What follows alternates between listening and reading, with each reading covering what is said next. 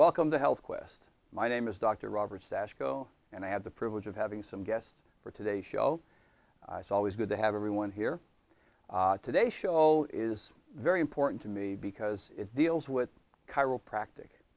And I hope that I can shed a different light on what chiropractic is, because most people think chiropractic is a bad back, headaches, neck pain. And chiropractic does help those things, but I want to describe some methods we use here that are a little different, and maybe you're not aware of what chiropractic's biggest implication can be. But first of all, chiropractic is the second largest healing art in the world. I like to say it's the #1 healthcare system on planet Earth, because it really is a healthcare system. It's not so much a disease care system. Yeah, we take case histories and we want to know a patient's history when they come into us, but we want people to get a different mindset, a different paradigm. And that being that chiropractic is a lifestyle. It's a healthcare system. And everything I do in my office bases around good spinal health. In other words, when the spine is working properly, everything you do works better. That includes nutrition, exercise, diet. If the nervous system is working 100%, you got a better chance of being healthy. But first of all, a little history about chiropractic. Chiropractic was developed back in 1895. As a matter of fact, we're celebrating over 200 years of existence of chiropractic. It was discovered by Dr. David Daniel Palmer in a town called Davenport, Iowa. And from now on, it's now become the second largest healthcare system or healing art in the world. But anyway, to become a chiropractor, you need 4 years of undergraduate study and then 4 years at an accredited chiropractic college. And then you can become a chiropractor and open your own practice and have patients come to you. You don't need referrals from the medical profession. You could actually get people from just walking off the street with conditions. But again, I want to explain that chiropractic is an art, science, and a philosophy. And what that simply means is I want people to, as I mentioned before in the beginning of the show, to think of going to a chiropractor as not just for a bad back. Because when a spine is analyzed and an adjustment is given to the spine, we are affecting the autonomic nervous system.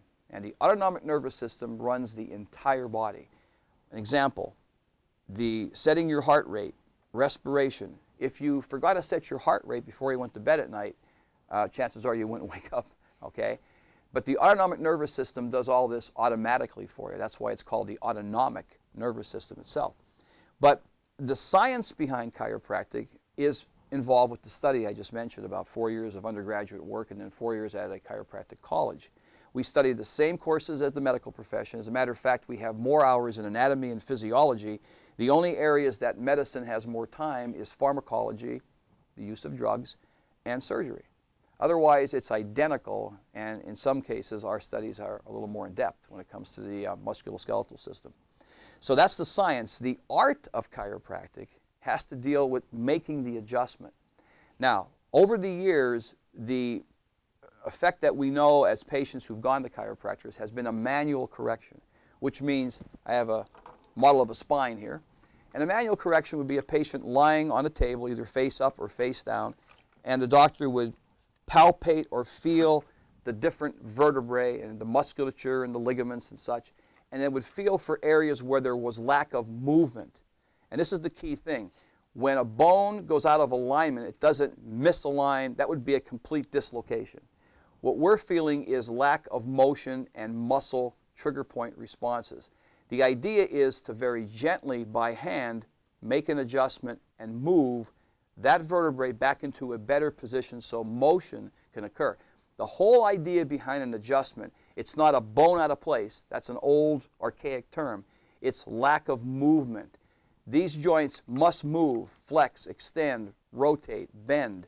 If at any level they become stuck, the little green projections coming out here are the spinal nerves. What's going to happen is that lack of motion at that joint is going to impinge against that nerve. Now, what's interesting about this, if it's a sensory nerve, you're going to feel pain. Hence, that's why people think chiropractors are bad back doctors. You know, I got a pain in the neck or a headache, I'm going to go and have myself adjusted and it's going to go away. And there's no doubt that we do an excellent job at that. But what's more important to understand is these nerves are both sensory and motor. which means a certain nerve will pass from the spine to an organ system. And we'll get into a chart later on and explain some areas about that as we go through the idea of subluxation. But anyway, there's more to just relieving pain. When you create motion back in the spine, you also allow that opening for the nerve to become wider. And therefore, that nerve being compressed or pinched, so to speak, lessens. They've done some studies in the University of Colorado, Dr. Sue, back in the 1980s, and it's shown that the weight of a dime against the spinal nerve root can reduce the function up to 80%. Now think about this, the weight of a dime. I mean, that's not much at all. Imagine what we do everyday living. We have whiplashes that occur. We sleep the wrong way. You know, we get stressed out. And by the way, if we get stressed out, muscles contract. It's not just the physical trauma that creates these things. Emotions and stress all play a part in making sure our spine moves normally. And this guy's been around a while, so he's got a pelvis that's about ready to go. So we don't look this bad down here, okay? But anyway, so chiropractic, the art of this is adjusting. Now, over the years, I mentioned manual corrections are what most chiropractors do, and that's what's still taught in most chiropractic colleges. But like anything else, we knew that X-ray was fantastic years ago, and now MRIs are better. So what's come along is we now have a way of, for those people who might be contraindications to a chiropractic manual correction, we now have instruments. This happens to be an arthrostim, and you can see there's two little prongs on the end here. And what's so neat about this, instead of getting our hands in there, let's say someone's very osteoporotic, or let's say they may have some compromise in the vertebral artery to where maybe it's contraindicated for a rotational adjustment. So what we can have the patient do is lie face down. We can palpate and feel the areas of restriction, place the instrument, let's say, at this area, and then we can tap the trigger and it will gently pulsate and create motion. Remember, an adjustment is to create motion within the spinal segment. As motion is happening, the spine can then begin to do its own flexion and extension. We're impacting force to allow movement. That's the most important thing. Okay, so that's one form called the arthrostim. And then we also have, if we have maybe feeling a vertebrae has slipped sideways, we have what's called an activator. A lot of chiropractors are doing activator treatments. Very, very good non-force treatment, not manual correction. But again, we can place the activator, and I don't know if you can hear this, but it'll do a light tap. And again, that will create movement within the area.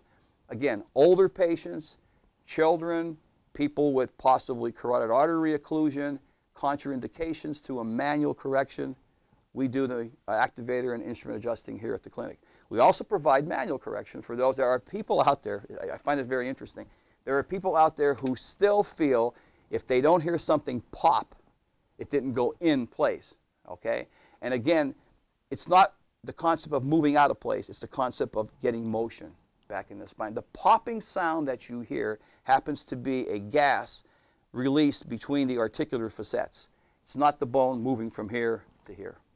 And this is why I think a lot of people, you know, have been told, oh, you go to a chiropractor, he's going to break your neck or he's going to crack your bones. The cracking is not us pushing a bone out back in place, it's motion that we're occurring back in there.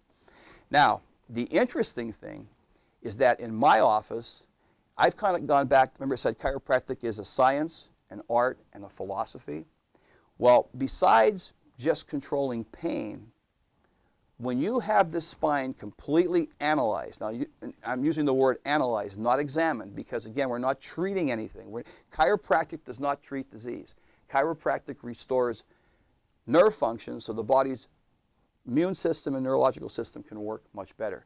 Without good nerve supply, there's no immunology, there's no immune system. So again, it's very important to get this concept that my neck hurts, pop my bone back in position so it moves properly. We're talking about analyzing each of these vertebrae from the cervical spine down to the sacrum and making sure each one of these moves properly. Now, with the advent of the PulseStar system, this is our fully automated computerized system that no longer relies on me, what I feel, or feeling an area of restriction and taking an instrument and tapping something in place. I can now objectively measure the spine.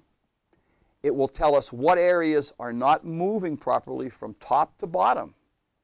And then it will tell me, through algorithms built into the computerization, which area we should adjust and which segment when. This is powerful. This has brought in chiropractic back to what its basic philosophy is correct the spine for nerve interference so we can be healthier. Right. It's as simple as that, okay? So the pulse star, again, it will find, will analyze, it'll tell us which segments to correct, we'll do the adjustment, and we'll post-check. And when we post-check the patient, we can actually see the changes we made. Now this is phenomenal because now we have a repeatable system that is objective. It's no longer relying on what I feel and the chiropractor down the street feels, and someone might feel something tight here and someone might feel something tight there. This is objective measurements. And that is powerful because now patients not only get adjustments without being popped or snapped, which a lot of people don't want, but they also can see pre and post. And we can see how each visit's progressing to know when we should not adjust that patient and when we should adjust the patient. It's powerful. But the one thing I wanted to mention, and we can talk a little bit about you guys, because all you guys have been patients too, is the beauty of the vertebral subluxation nerve chart is, like I mentioned before, when I analyze with the pulse star, it's going to tell me which areas aren't moving properly.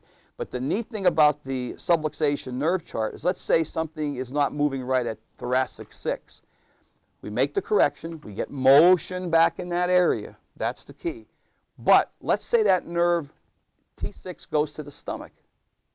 I'm not saying that if we adjust this area, all your stomach trouble is going to go away, because there's a lot of things that cause stomach problems. But the nervous system, if this nerve is compromised, wouldn't it make sense that if that's moving properly and that nerve is nice and free, that possibly the stomach will respond better to whatever you're doing?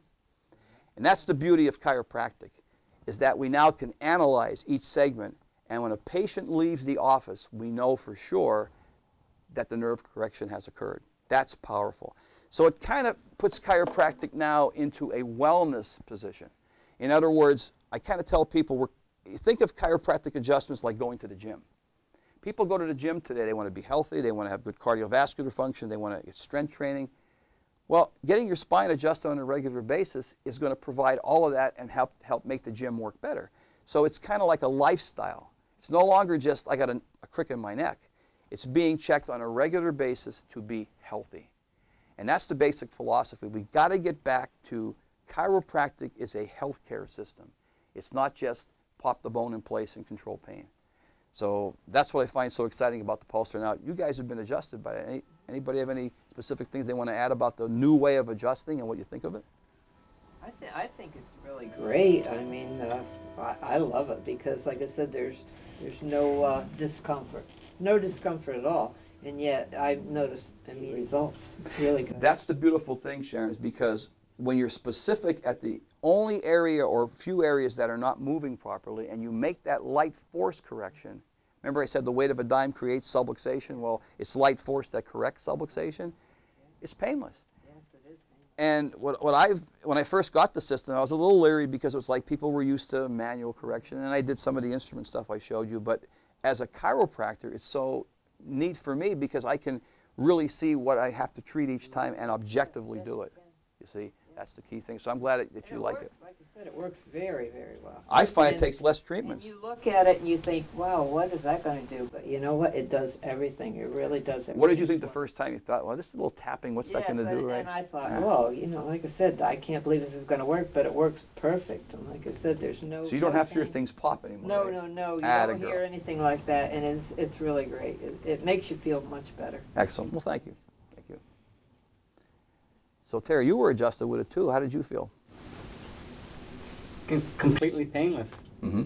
And I've enjoyed coming to you for a long time, over 30 years. Well, thank you, Terry. And what I tell people all the time, too, what I like about it so much is I know that when you come in the office, you might have subluxation or nerve pressure. And then when you leave now, when I see the post-test, I feel confident as your doctor that you're walking out with less nerve interference. And no matter what you do, the supplements you take, the food you eat, with a good nerve supply, you're going to be better. It's going to help everything work. It's a health style. It's a lifestyle. This is the key thing. Okay. Well, once again, I hope this explained a different concept on chiropractic, but the true philosophy of chiropractic, which is correcting nerve interference. I want to thank all of you for being here. It's always good to have guests, and now I can say, write your own prescription for your own health, but also make sure your spine is working right too. Thank you.